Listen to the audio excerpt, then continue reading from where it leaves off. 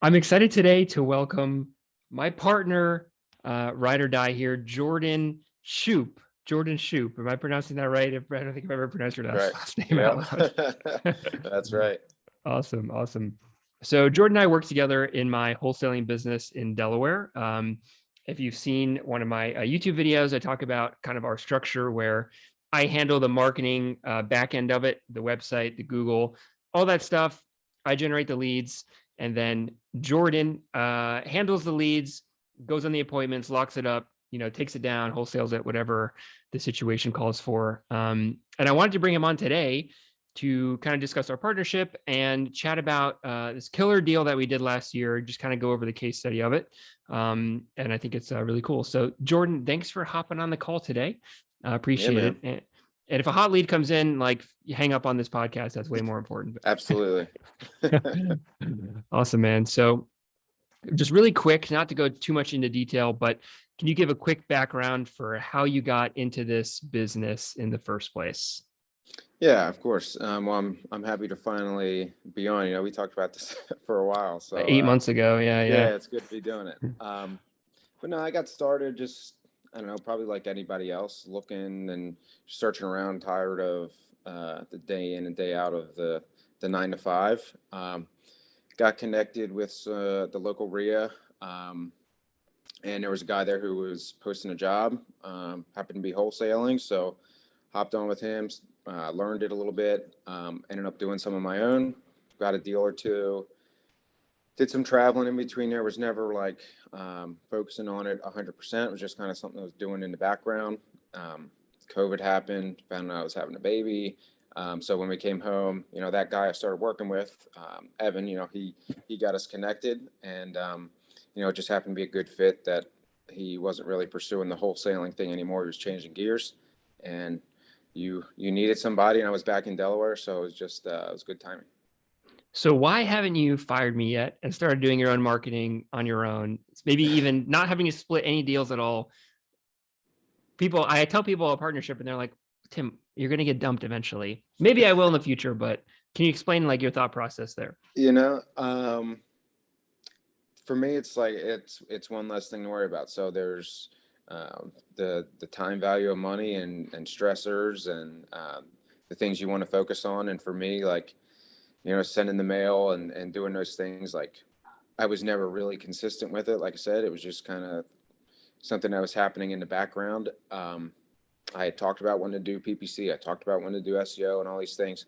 And who knows, maybe the timing comes when I do more things on my own. But if things aren't broke, don't fix it. We're making money together, and I think both of us are pretty happy with how things are set up. So yeah, I mean, we're good. Sure, things could always be better. I'm not like running the biggest business, or I think part of me doesn't even want to run like the biggest wholesale business. I want it to be successful. I want it to afford me the life that I want, and it's been able to do that. So I'm happy. Love that. Yeah. You got a family now, you got a kid, and that's obviously you have time to spend with them and the flexibility to do that, right? Not trying to burn yourself to the ground. Yeah, it's great. So yeah, I want to go through a great deal that happened last year. And I was telling one of my buddies about it, and it's, the wholesale ended up being, what was the gross on it? Gross was 91, but we ended up like double closing on it, and so we paid a little bit of fees and things like that, but we netted 80. So it was a $80K deal in the end. Yeah, $80K deal. So 40 grand deal, and my involvement in this deal, I didn't even know what the address of the property was. I've never been through the property. I never talked to the seller, anything like that. Nope. I was telling my friend about it. He's like, how's that possible? So I would love to go through, since I don't know anything about the property, because I just kind of gave it to you and you handled it and I generated the lead for you. What happened with the deal, how we ended up getting like an 80K deal, which to me is literally insane, because before this, even when I was doing it on my own, I did one deal that was 40 and I thought it was like the craziest thing ever. Most of my averages are like 10, and 80 is insane. So let's dive into it, break it down, how that even happened. So let's go way to the beginning. when the Okay. lead came in, you don't have to share like their last name or anything like that, but can you just go through, if you remember just what the situation was when you talked to the seller on the phone the first time? And let's just go through Yeah. how the deal kind of worked out.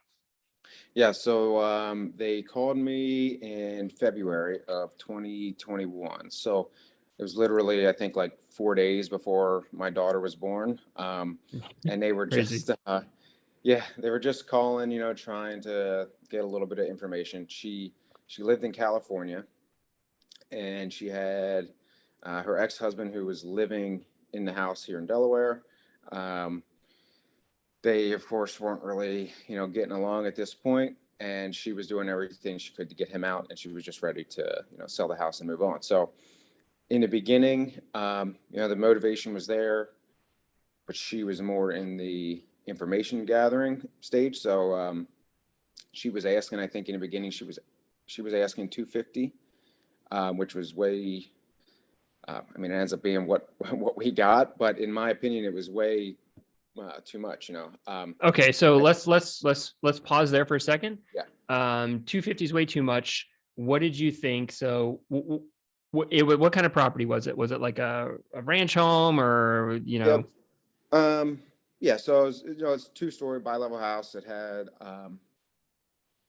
original hardwood floors. It needed pretty much everything, but it wasn't in terrible shape. Good bones. It just needed to be updated. It wasn't typical taken care of. cosmetic repair, Exactly. facelift? Um, Got it.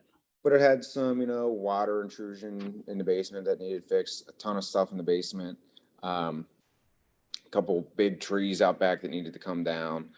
So 65, 70K worth of work. And when I first made the offer, I was around 130 to 140. So How did you get that? What would you think the ARV for that property was? I think I was around like 320, something like that. I can't remember exactly. Mhm. But I mean, already the market has changed from what it was then, so that was when things were really taking off.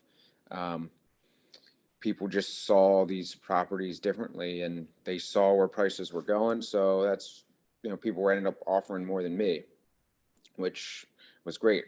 And even if we didn't get the 80K deal, there were 30, 40K offers in there as well. But yeah, so the first offer, she did not, didn't accept. I talked with her. That was in February. The deal didn't close till almost November. So Oh, that's crazy. So that's 9 months. yeah, So, okay. So just to recap, ARV is around 320 or so. 60K in repairs. You offered her like 130, you said something like that? yeah, yeah. 130. And she said, I'm good. And this Yep. was She was in basically February. saying no. And yeah, some of those numbers might be a little off at this point. I'm just going off of memory, but yeah, basically that's where we were, and I just kept following up with her. And she had some other things kind of happen between February and October that even spurred the need to sell even more. And she called back one day, kind of out of the blue. I had her on my follow-up schedule, but she just called me back one day, clearly ready to make the deal. She wanted 175, and I kind of held my ground there. And I told her I would come up to 160, and 160 is where we ended up getting under contract. And I had to work with a friend of hers here in Delaware, to get me in and out because she was living in California. So it was coordinating between a few different people, and it yeah, it worked out. It worked out well. So you ended up at 160. What did you at that point, like what was the spread you were going for at one? Were you trying to make 100K off it? Trying to make 5K? Like what were you Nope. gonna send it out I to sent it out at 185. Sent it 185? out. So Yep, because it 25K was a spread. above average deal. And at 25K, I would have been happy. And there were some offers that came in below that, but then majority were there or above, and then we had the one outlier, which was, and they're to their credit, like I said, they saw the market going where it was. They got more than I anticipated, and it was a great deal for them too. So Okay, so you again got it for 160, anticipating you could probably get 180, 190 for it roughly. And you got some offers around that price from some, very cookie cutter kind of cash buyers. And you got one offer in that was at like 251. 251. And I remember you called me up. You're like, hey, I got this deal. This guy offered me 70 grand higher than I thought I was going to get, basically. And it was just one offer. There wasn't a bunch of offers at that point at that price range. It was only that one, right? Yeah. So I think total, there's maybe like 8 or 10 offers that came in, all within the range of like 175 to 200. And then they were much higher, thinking that they went 251 because they were sure that we were going to get other offers at 250. And you didn't tell them that our highest offer was at 190, obviously. I didn't tell them it was 190, no. Whatever. But we did talk Whatever. a little bit. Yeah, they knew they were the highest by a good margin, but it's still, like I said, it still worked for them. So they didn't. So I don't know how much you know about these buyers and giving up to like reveal names or whatnot, but why do you think? Because to me, and I'm sure people listening are like, if they knew they were well above the highest bid, like why wouldn't they cut it down? Why wouldn't they say no? They There's didn't leak know in the basement. they didn't know till it was a done deal, and then they asked, Okay. like, oh, well, what kind of other offers were you getting? So. And then you told them, they're like, I'm backing out. Sue me. No. Okay, interesting. So why do you think they offered such a higher amount, 40, 50K than other people? They just saw the ARV right, I guess. I think everybody else was maybe seeing it where I was and running the comps as the comps, not saying in 3 to 5 months this thing's going to outsell asking price, which is over what the comps are. So like the market played a role. They just saw it. Maybe they took a chance. I was shocked, really. So multiple people asked me if it was like owner occupants that were making that type of offer. Not thinking an investor could. So I just think a lot of people didn't see quite the ARV, and they did. So we thought the ARV was like around 320 roughly. I know it was a while ago. Do you know how much they ended up selling it for higher than what you thought it was? I want to say it went for around 4. Really? It's that much higher, huh? Yeah. Wow. That's crazy. Okay, so they ended up making a fair amount, and they were agents too, right? So they maybe Yep. knew the market better Yep. than a lot of the other people who were making offers. Yeah. That's insane. Yeah. Huh. So it worked Okay. out for everybody, really. So one could argue that the reason we got a higher fee was because the market was going up and some agent knew it and then factored into a price ahead of time. Absolutely. A little bit of risky play, but interesting. Timing's everything. I'll take it.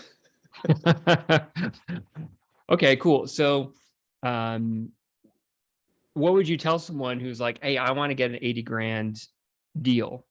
You did it, you know how to do it. How would you tell someone to go do it now? If they're already marketing and already doing things, follow up. Following up is key. That's how I've gotten majority. I'd say 80% of the deals are from following up. I think very few people are ready to talk to somebody and sign something right then. I think building rapport is huge, and treating these people like people, always having their best intentions, but best interests in mind, even though you sometimes get lucky and get a great deal. But following up allows that, because if you're not, you can't get an 80 grand deal if you're not talking to them. So that's it. You got to be talking to them. Absolutely. Yeah, that makes sense. And I do think like it was a 9-month thing, right? It was between February and November. So 9 months to get that deal.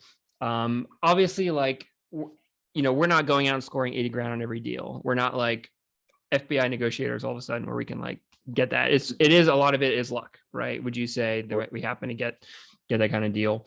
You mentioned earlier on that you ended up getting a price around what she was originally asking, right? She was asking originally calling 250 to you. You ended up selling at 160, but then you ended up finding someone around 240 or 250 anyway, Yeah. right? So why do you think the seller, because within those 9 months, she could have just listed it on the market, right? If she wanted to do so, probably could have got a higher price. Maybe I would have some repairs to do or whatnot. But what do you think was the seller's mindset and how that worked out? And how did you feel about the way that kind of ended? Well, I mean, she told me that she like it was me that she wanted to work with, like that she thought she could get maybe some more money elsewhere, but she wanted me to be able to make a profit on it and do something with it and things like that. Again, from building a rapport and following up, maybe she did call other people and they didn't focus on those things. I don't know.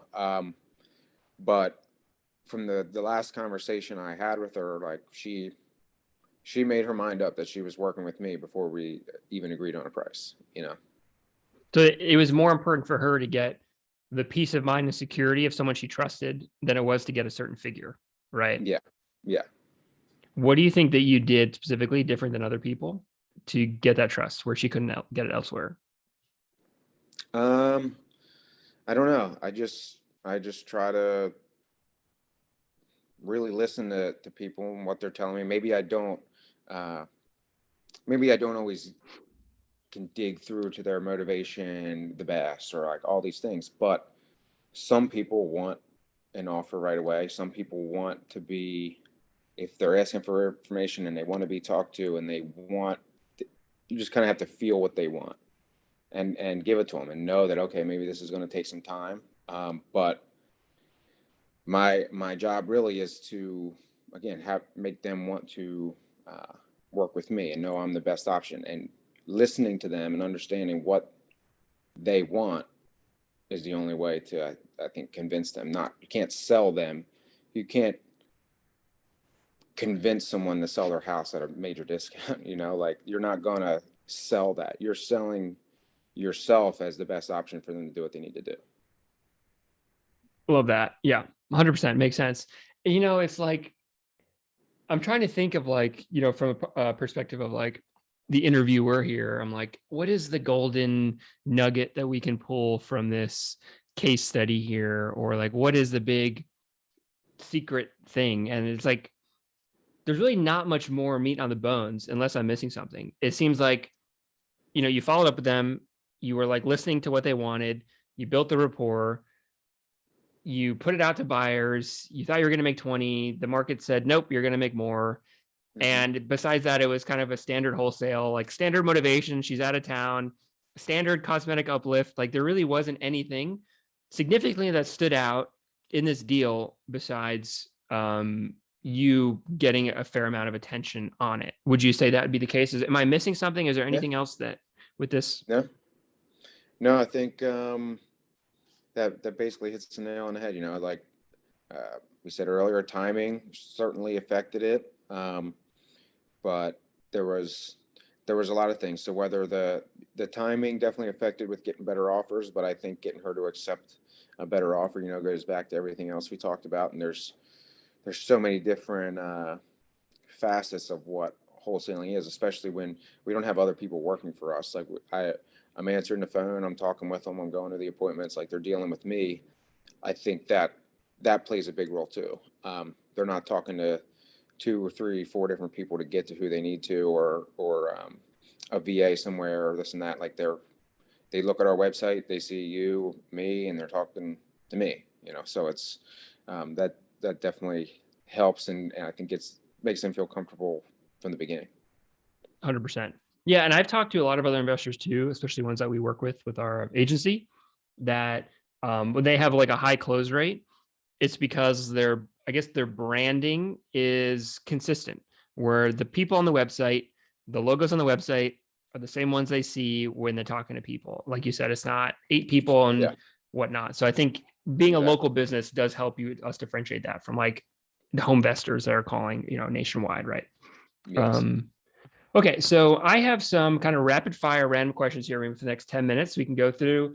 The segues are going to be terrible, but I just want to have some questions to get through and curious on what your answers. So All right. flipping versus wholesaling, which one do you prefer and why? At this point, I'd 100% have to say wholesaling. I don't have enough experience with flipping to say I wouldn't necessarily enjoy it, but we for the time that you put into it and the return that you get, and I feel like the risk of I'm not very handy myself. I don't like dealing with contractors. I don't want to do those things. That stresses me out. Um, Same. Talking to a seller and trying to get a good deal, and then talking to buyers, that's that's piece of cake in my opinion. Like it's compared, that's much easier. Now I'm like we talked about, I'm exploring some different opportunities with partnering some people and still wholesaling, but exploring the flip as a partner. So who knows what the future holds? But yeah, wholesaling is number one for me right now for sure. Gotcha. And you have done both. You have flipped properties before as We well. flipped and kept some, yeah. So more of the Yeah. burst strategy than the Right. flip. Yeah. Gotcha. Gotcha. Okay, cool. What would be the number one thing if you had to attribute your success to one thing? What would it be? Uh, Mindset, 100% mindset, and being willing to step out of comfort zone, being willing to fail, all of those things. Like, I don't care whether it's real estate or you want to be a chef or you want to be whatever you want to be. Like, if you're not mentally prepared to step into the arena, like that's where it all begins. It doesn't matter. I think that is the key difference between people that do it and don't do it. What's going on between their ears.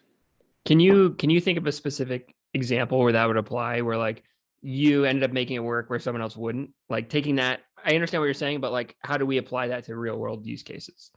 I think it's kind of like a confidence thing or a calmness that you can bring to the situation. And when you're talking to people, and um, in the beginning, we had talked where every call that would come in, I'm like, man, I want this to be a deal. Like, am I seeing it wrong, or is it not a deal? Like, I don't know. I don't have enough experience. I still question myself all the time. Um, but I guess the ability to know that, okay, even if I'm wrong, even if I have to back out, even if I have to whatever, as long as I'm open, upfront, honest, and I'm who I am and who I want to be to this person from the beginning, whatever the consequences that come, you can face them head on because you were there in your right frame of mind from the beginning. You were honest with them. You told them there's may not work or what you're doing, and I think that allows you to really not be afraid of what's going on and go back to them and have conversations and do the hard things without them necessarily being stressful. Okay, so in a way, it's like when you're getting started, not knowing, and I completely relate. Where is it me or is it not a deal? Like, am I missing deals or is it just not a deal? I think there's probably so many people getting in this business who can relate to that, and that causes stress. It causes anxiety, and it probably causes people to quit. And what you're saying is, if you can bring a sense of calmness and mindset to it, you can get through that dilemma of I guess, the lack of confidence because you haven't done it before. Am I summing that up in a correct way? Yeah, exactly. Because in Yeah. the end, like you're trusting yourself and what you've said and what you've done. You didn't paint some false picture of what's going on. You can handle it, whatever comes at you. With even knowing that you don't know what's going to come at you. Like just accept that, deal with it. And you'll be all right. Keep moving. Gotcha. Okay. Okay. Bad segue here. Next question, not related. What do you enjoy about real estate the most? Oh my God, it has allowed me to spend every day at home with my daughter. Like, and the more I learn about it, the more ways I see that can keep happening. Like, I real estate and what it is interests me and is exciting and all those things, but it was never be more exciting to me than having the ability to wake up and have breakfast with my daughter every morning and take her to the park in the middle of the day and do those things. So um, really focusing on that aspect of what it gives me, like that is unbeatable. I love that, man. Warms my heart. It warms my heart to hear that. I think a lot of people are in this business for that kind of lifestyle it can provide for you. But at the end of the day, like it is work as well. Would you say that you enjoy the work, or you can just get through it because of the other, flexibility in life it gives you? Certain things I enjoy, like there's the thrill of getting deals and closing deals and solving the problems and getting checks, and like all of those things are different than going to a 9 to 5. So like, yeah, absolutely. A lot of that stuff is exciting and fun, but it doesn't mean it always is. And it's not everything you do with it isn't always fun. It always causes a little bit more problems, things you have to pay attention to, whether it be, oh my gosh, what am I doing with taxes this year? Oh man, I like Yeah. just whatever, like there's all kinds of new things that end up popping up. But I forget, I guess, exactly the main point of Well, that question, but no, you're good. Let me expand on a little bit. So, what would you say are the like what do you like what is your, in terms of like work and career, what is your passion? Like what do you like to do the most? For me, I like internet marketing. Like I do enjoy it. Even if I wasn't getting paid for it, to some extent I probably would be doing some version of it. I know some real estate people where they love talking, they love negotiating. Like if they didn't get paid for it, they would do it because they just love the game. yeah. Where do you fall in that? Is this something like you would do regardless of if you made money on it, or if not, would you be doing something else? Where's your passion fall in this whole work? It's a tough question. Yeah, it's definitely tough, like I question that a lot. I think passion and work to me, I think have a different I have a different viewpoint on it than I did in the past. I used to look for passion, something I was passionate about in the work I was doing. I don't think I necessarily need that or look for that anymore. What's my favorite thing about what I do? Probably building a rapport, interacting with people. Um, Everybody we talk to, 9 out of 10, are in a bad situation. They're not at a good point in life. Things aren't looking up for them right now, for whatever reason.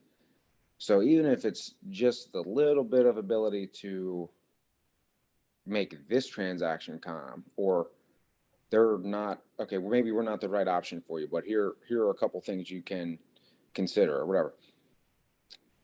That's probably my favorite part, is being able to bring that to people that are not in their best time.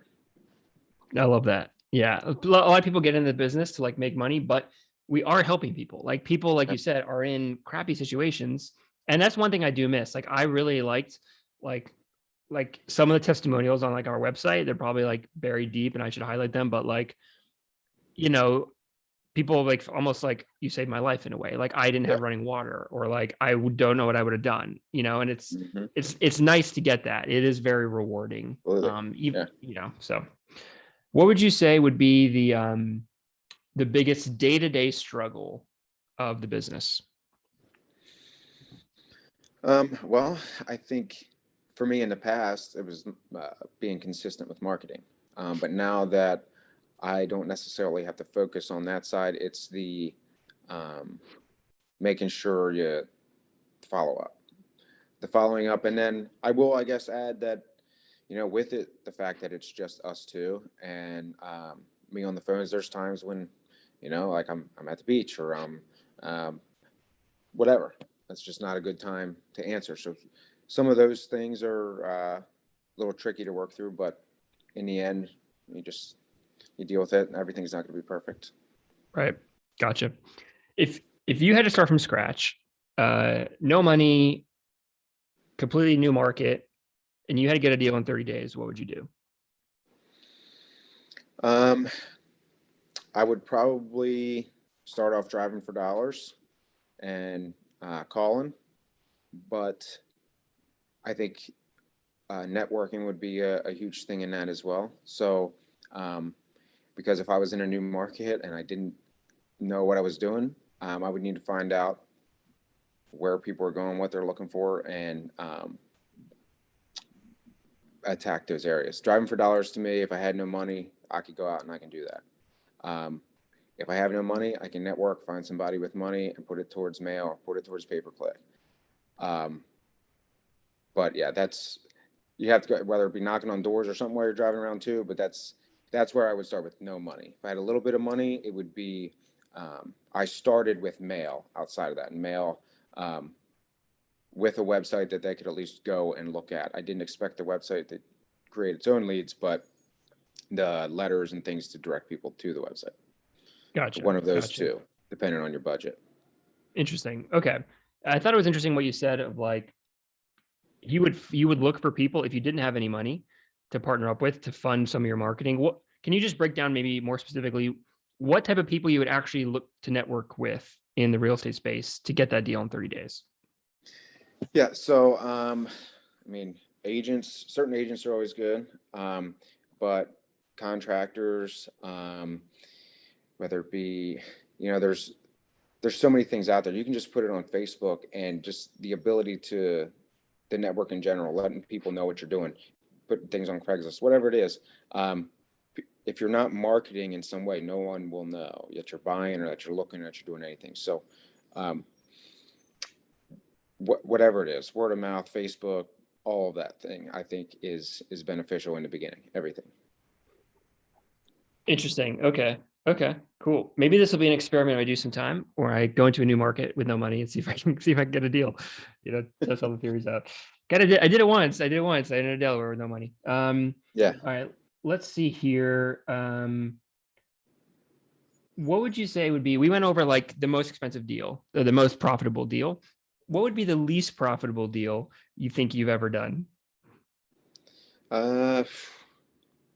Least profitable deal was probably the one that was most recent, in Great. Wilmington, and it was a $4,000 deal, but it was one that we split. Basically, every penny of it went back into marketing, which, okay, that's fine. But it was in a rough part of the city. It was, the first day I went, it's pouring rain, walking outside. It's half the houses around are boarded up.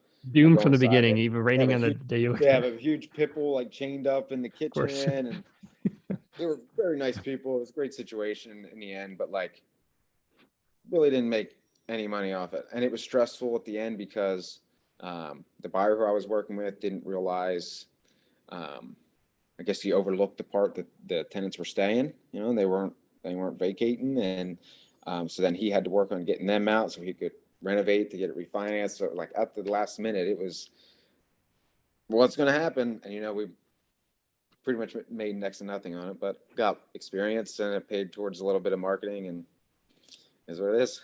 It seems to be the deals that make the least amount tend to be the most stressful deals. Yeah, for sure. That's what it's always been. Yeah, it's insane. Yeah, and yeah, in the city, so in Delaware, Wilmington, the price points there. What was the price point of that property, like contract and then like after repair value, I guess? Yes. So the guy who was selling was renting it. He was an investor himself. He owned another business that he wanted to focus on. So he told me he had an offer at 45. And I told him straight up, I was like, well, look, I'll give you 46 if you give me 2 weeks to just shop it around. Like, I can't make any guarantees. And he said, okay.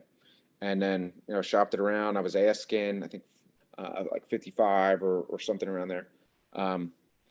And I think I had 2 offers, both at 50.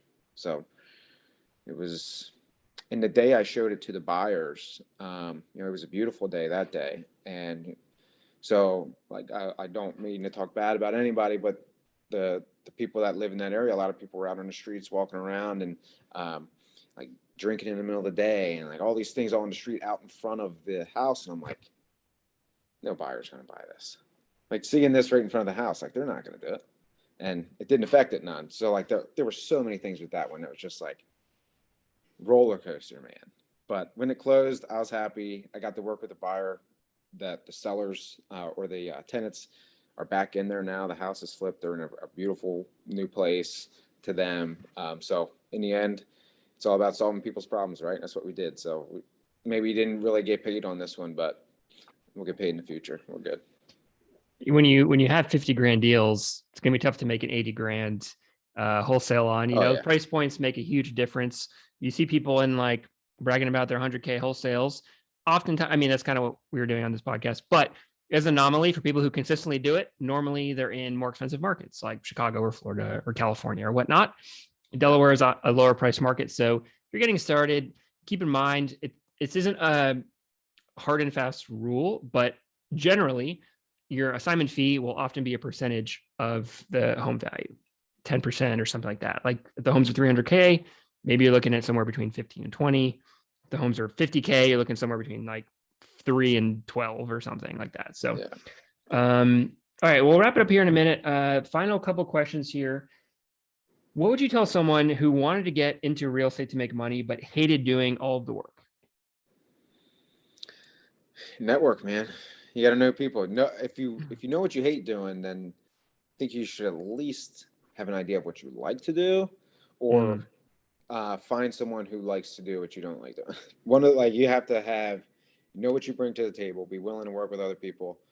50% of a deal is better than no deal, or 50% of 20 deals is better than 100% of 3 deals.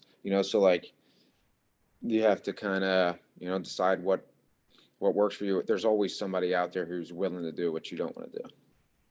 Love that, man. Yeah, that's the approach that we both have taken, and that has been working out for us. So if money didn't matter, let's say money just didn't matter in this day and age, what would you still be doing real estate? Or would you be doing something else? I think real estate would definitely be involved. Yeah, I have a soft spot for, I love camping. I love being outdoors. I love traveling. So when it comes to, say, like being eco-friendly, things like that, I'm not crazy and over the top, but I try to make daily decisions towards whether it be the things I throw away or the things I do or how. So for me, I think I would be doing something more aligned with maybe that, a little bit more outdoors, a little bit more free in that regard. But I do see a lot of opportunities where eco-friendly building and sustainable things are coming to real estate, and it's a great opportunity to fill both wants and both needs personally. And it's, I think, a good opportunity financially too. So in the end, real estate can be anything, like literally anything. So the more, like I said earlier, the more involved I get, the more things I learn, the more I see, like the more avenues you see of like what is possible, and it's endless. So real estate will always be involved, and I think no matter what would be involved, whether money's an option or not. I love that. Yeah. Real estate is a medium for your passions, and real estate is almost a useless word because there's so many different words in real estate. Like it covers so much. Right. Okay. So that's basically all I had in terms of questions. Like you can see, I'm like looking through my phone question list here, but anything else that I missed or that you just want to share with anyone who's listening to this podcast, whether they be veterans or people struggling to get started? I think the only thing I would say is kind of when I hit it on a few times. I think being interested in real estate and wanting to be financially independent and all those things are great, but like why do you want that? Is it for the freedom? Is it of your day? Is it the money? Is it cars and houses? Or like what is, like, none of those things are wrong, but I think in the end, knowing why you want to do it and being good with yourself on why you're doing that allows you to, again, the mindset of why you're doing things, the ability to go out and allow yourself to fail and allow yourself to be uncomfortable, and push yourself is, in my opinion, the only way. I love that, man. You've been a great guest. I appreciate you hopping on today. Yeah, man, appreciate it. Yeah, man. All right, we'll wrap it up here. Thanks so much, Jordan. I hope you have a have you on again here when Yeah, we close our next 100K deal. So that's right. Let's make it soon. yeah, man. All right. Take it easy.